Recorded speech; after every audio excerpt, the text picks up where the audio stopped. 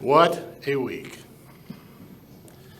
At this time last year, virtually no one would have predicted the time of big history that we're now living in. It's apocryphal, meaning no one knows where this saying actually comes from. But there's a one saying that if the Chinese want to curse anyone, they simply say this ancient curse, "May you live in interesting times." Interesting times to historians, of course, means times of upheaval, war, famine, pestilence, and disease, of course. And we certainly have had our share of interesting times in the past 12 months or so. And there's more to come, but hopefully some times that are less turbulent and less interesting, as the Chinese definition would have it. To this end, you've probably seen a number of commentators recently who are finding some remarkable parallels between the 21st century 20s and the 20th century roaring 20s, 100 years ago. The world back then, and particularly the United States, began emerging from a devastating pandemic in the 1920s, the Spanish flu, that killed more than 50 million people around the world in 3 waves. That was more than twice the number of people killed in World War I, which just dovetailed into the 1918 Spanish flu epidemic. My wife, Jamie, lost a grandparent on both sides of her family in that epidemic, which caused grave economic turmoil that lasted over a generation. So the first roaring 20s ended a century ago, and a war and pandemic-weary world celebrated back then with a new wave of astonishing prosperity. What will we see in the 21st century version? Many believe that we're on the cusp of the 4th Industrial Revolution, which will bring its own form of positive global technology disruption. The good news, regardless of what happens, we as disciples of Jesus Christ have spiritual tools that can powerfully enable us to withstand any change. We not only can understand things and withstand things, but as Jesus himself said, we have access to spiritual power that will enable us to be victorious. And thus, if you like these sorts of things, my title today is Victory Now. So I ask the question today, what do we have to withstand, to conquer, and to be victorious in big history times like today? Let's set the stage. A few months ago, I wrote for our little company, MEK, what became the most popular blog post I've ever written and published. Thousands of people viewed it, and it actually had a modest viral outreach. It was titled The Currency of Recovery. This is how that blog starts out. It's still online. Quote, the U.S. Marines refer to it as a critical intangible of leadership. In this time of dual crises, referring back then to both the pandemic emerging and also to the tragic situation that happened with the black individual, McKinsey, a famous management firm, proclaims that its opposite, uncertainty, must be quickly settled. In a moment where people are recalibrating what is important to them, it is very important and is all important. This is the currency that drives both recovery and societal stability. It is the element of trust. The level of trust, which represents confidence, faith, and hope, directly correlates to performance, stability, and quality of life. When the level of trust is high, business deals get done quickly. Lawyer fees go down. People are generally happier because they worry less. The level of trust is directly tied to the perceived level of credibility. High trust, high credibility. When people trust each other, things generally go better. Because of the importance of trust, every year one of the world's largest communications firms, Edelman Public Relations out of Chicago, researches and publishes a comprehensive report titled the Edelman Trust Barometer. I published this online, you may have seen it. This report is widely viewed as highly credible as it objectively researches more than 33,000 leaders and major business and other figures in 28 different countries. We at MEK, our little company, pay a lot of attention to this report because our firm is engaged in what is called reputation management, which involves increasing public trust in companies and organizations. So, as you can imagine, everyone this year expected trust to be at a lower level. But what happened is far worse than anybody expected. The report found that credible trust levels were the lowest ever measured in the 21 years since this report's been published. Let me read to you the following summary from this Settlement Trust report. Again, some of you may have seen this online, but if you haven't, it's worth a read. Quote, the 2021 Edelman Trust Barometer reveals that people don't know where or who to turn to for reliable information. A majority of respondents believe that government leaders, business leaders, and journalists are purposely trying to mislead people by saying things they know are false. The global infodemic has driven trust in all news sources, conservative, middle of the road, and liberal alike, to record lows. The bottom line, quote, this is an era of information bankruptcy. We've been lied to, said the CEO, by those in charge, and media sources are seen as politicized and radicalized and biased. The result is a lack of quality information and increased divisiveness. 57% of Americans find the political and ideological polarization that we live in today so extreme that they believe the United States is in the midst of a cold civil war. The report finds, continuing, quote, journalists and reporters are purposely trying to mislead people by saying things they know are false or are gross exaggerations. Most news organizations are more concerned with supporting an ideology or political position than with informing the public. Edelman's research capacity in this report is deep and respected around the world. It quantifies the information it researches into a chart divided up into 4 quarters: competent and incompetent, ethical and unethical. For the first time in 2 decades of reporting this credible research, Edelman found that the majority of these 33,000 leaders found that the media was both incompetent and unethical across the spectrum: liberal, conservative, middle of the road. Ironically, many media outlets openly declare some forms of their information bias. Years ago, a former editor of the Indianapolis Star told me personally that he had ordered the longtime motto of the Indianapolis Star, which is, for those of you familiar, where the Spirit of the Lord is, there is liberty. It was the foundation motto of the Star when it was put up together many, many years ago. It's taken directly. It's a direct quote from the King James Version of 2 Corinthians 3:17. So this editor said, we're going to drop that, and we're going to drop the daily prayer, and we're going to drop the column by Billy Graham, because that has no place in a modern newspaper.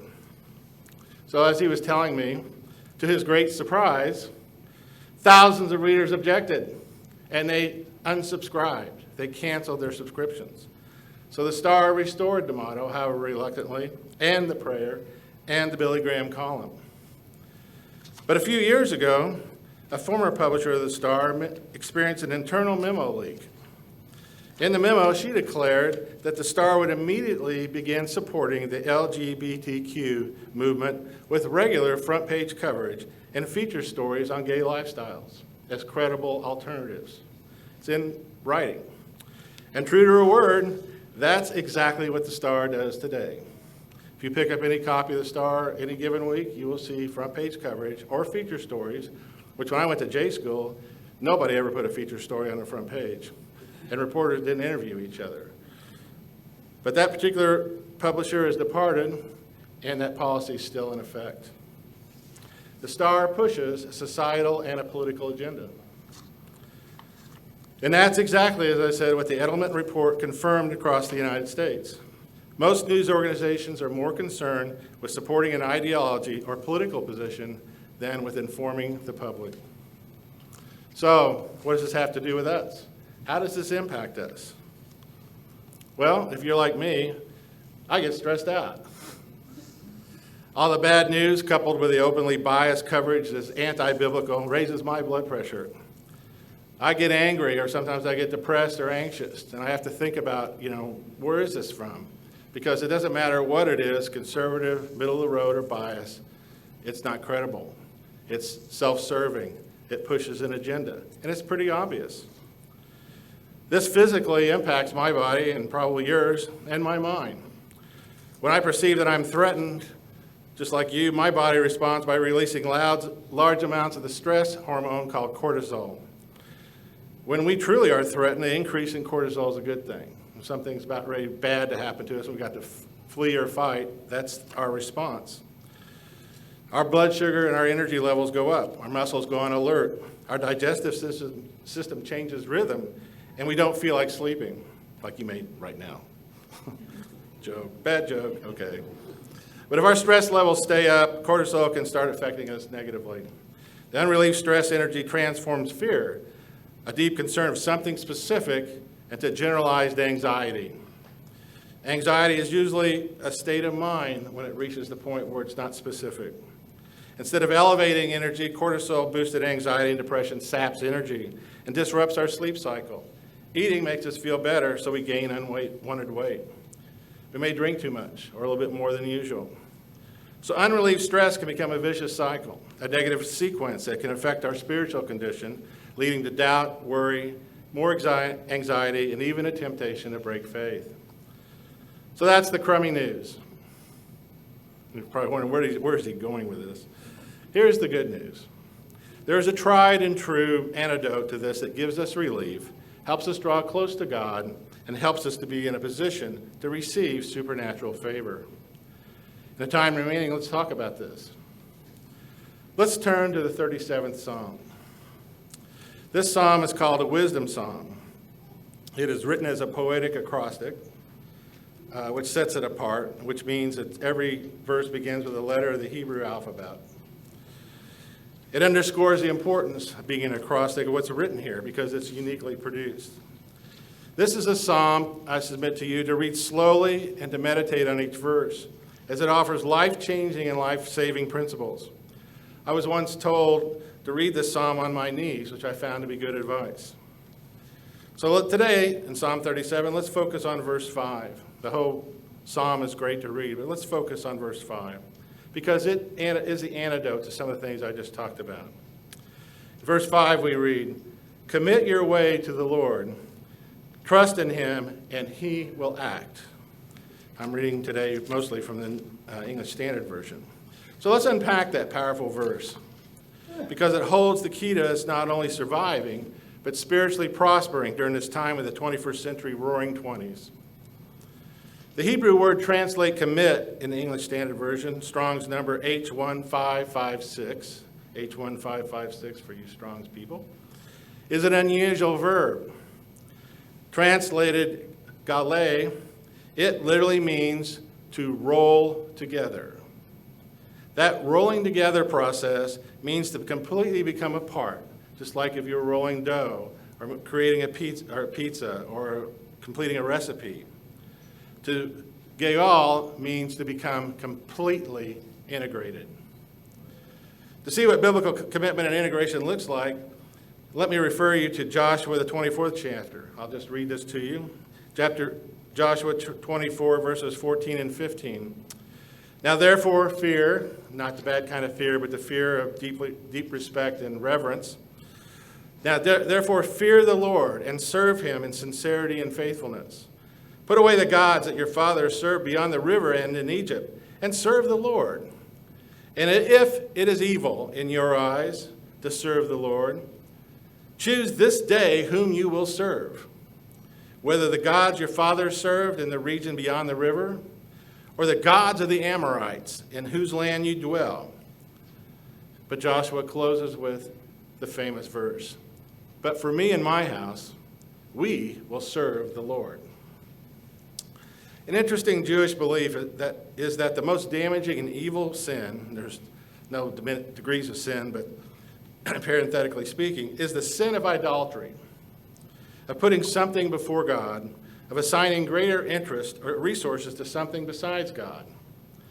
When someone commits idolatry, they don't necessarily have to be worshiping a pagan physical idol. Their thoughts, their pastimes, their jobs, Basically, anything can become an idol that elevates itself before God and thus results in sin. Joshua rightly asked the Israelites back then and us today, whom will you serve? He set a powerful example for us at the end of verse 15, as I mentioned. He said, we in my house will serve the Lord. So here's some more good news. You and I have already made that choice. By being here today on the Sabbath, we are declaring actively with Joshua, as for me and my house, we will serve the Lord. The idea of commitment and choice has a profound impact in the next part of the instructions in Psalms 37. The word trust in Hebrew here is batak. Did you ever notice when you're from southern Indiana, you can pronounce Hebrew very clearly, which appears over 100 times in the Bible. It means to have confidence in, to be confident, and to be bold. So what's the critical implication? Trust, batak, means to make a personal choice. You have to choose. The question is, am I going to actively trust or am I not going to trust? It's a binary solution set. You can still feel anxious, you can still feel afraid, but you do it anyway. It's important to realize that your adrenal glands start manufacturing cortisol the second you perceive a threat. If you've been stressed out for a time, it will take time, sometimes over an hour or more, for your blood chemistry to return to normal. So if you don't get immediate relief after you recognize what you're going through, don't worry about it. You do it anyway. So how does one trust God? When we come up on a rock too big to move in our personal lives, that's usually when we cry out. But to make this truly work, we need to actively trust God to do what he says he will do. Trust is different from faith.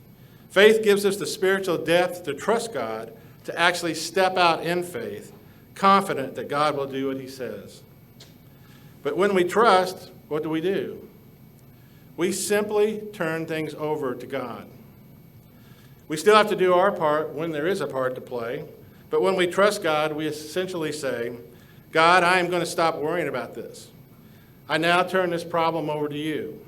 I've committed my way to you, and I'm now turning this issue over to you for resolution according to your will. So trust can be a challenge. We can be like Saul when he jumped the gun and didn't wait for Samuel. Samuel paid a heavy price for that lack of trust. But when we positively trust God, we're making a personal choice. Once we've made this personal choice, then we relax and we exercise the spiritual gift of faith that God gives us, that tells us that God will do what he says. And that leads us back to verse 5 and verse 37, where we read an unbreakable and powerful promise from God. It's made directly to each one of us. At the end of verse 5, if we commit our way into God and we confidently place our trust in him, we have this promise. He will act. So what's our part here when we read this? We proactively and confidently and humbly hold God to his promise. When we turn our problems, challenges, and fears over to God, we also claim the promise of resolution and deliverance. As it says in Hebrews 4:16, let us therefore come boldly to the throne of grace, that we may obtain mercy and find grace to help in time of need. We say, God, I've committed my way to you. I have placed my active trust in you. Now I confidently and humbly ask and expect you to fulfill your promise. I boldly look to you to act. Now we all know that sometimes God appears to wait before he acts. And we have to remember that that aspect is sometimes part of the plan that's good for us. In James 1, verse 4, the human brother of Jesus Christ tells us that the act of waiting patiently and persevering in a trial produces the precious quality of the biblical power word of hupomene. Hupomene, which is often translated incompletely as patience, endurance, or steadfastness, is a biblical power word that includes the incredible capacity to transform trials into victory and glory. Whether our trust is immediately rewarded or not, we still have full confidence of a positive resolution. We meditate on these promises, rolling them together in our minds, and confidently breathing out fear and inhaling confidence and spiritual hope. There is one psalm in the Bible that is thought by many to be authored by Moses. That is Psalm 90. Verse 37 of Psalm 90 is another way of expressing trust and claiming God's promise to each of us personally. Let's look at that verse and read that prayer of trust, and let's do it frequently. So in Psalm 90, verse 37, I'll just read it to you. In the English Standard Version, we read, quote, "Let the favor of the Lord our God be upon us, and establish the work of our hands." Yes, establish the work of our hands. That's us claiming, as Moses did, that God will do what he says. So even though a global report may rightly inform us that media is not to be trusted, that we have to be careful about what we allow in our minds, we need not fear. So as we go forward in these 21st century roaring 20s, let us commit our plans to God. Let us actively trust him, turning our fears, challenges, and issues over to him.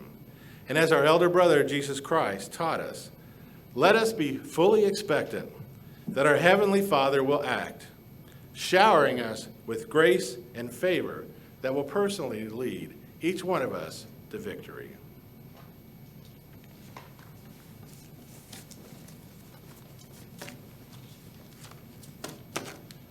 And I'm going to leave the Snickers bar for you. I don't know who put that up there, but thank you.